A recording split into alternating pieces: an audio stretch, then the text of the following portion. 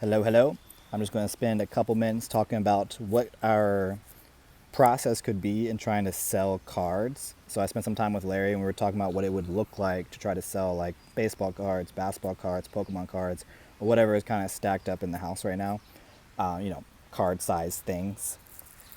And we're thinking like, okay, let's say we're using eBay as our platform of choice for selling, right? So what do we do after we've like listed it and it's been sold? So the shipping process.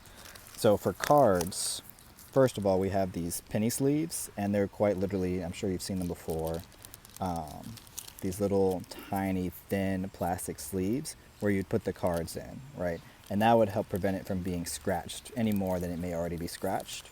That's just kind of for protection purposes. So we'd have to determine an amount of a card's worth. That would be a reason why we'd put them in these sleeves. So let's say we said if a card's worth $10 or more, we would automatically just put them in the penny sleeves and just until they're sold.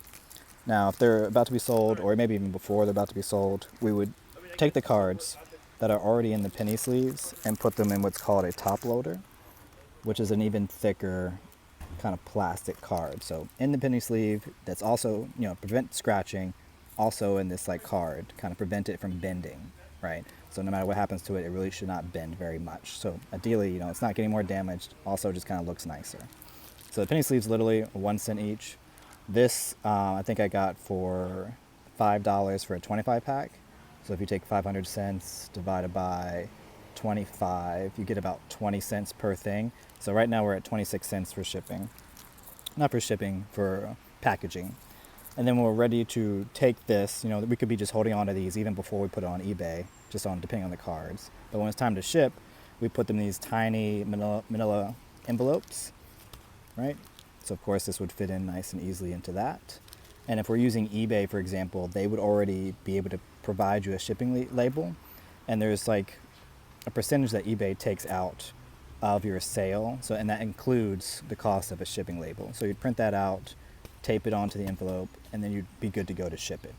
And again, keeping in mind, like I think Larry said that usually eBay takes out like 15-20%. So that would definitely take a chunk out of the sales in exchange for them helping us sell things more quickly and make it a little bit more automated so we don't have to figure out how to do all the logistical stuff outside of eBay. That as just an option, right? So we're just using it as an example. Our main focus right now is just the kind of what do we do once we're like trying to sell something? How do we ship it? What's the appropriate way to do so? What's, traditional, typical. All right. So all this together, this was actually 25 cents. So 20 cents plus 25 cents, 45 cents plus a cent. We're thinking about around 50 cents for this part. And then we can also have the individual pay for shipping, just like you would if you did an Amazon purchase. Or we could also include that into the price and say it's free shipping. Depends. That could be a different conversation.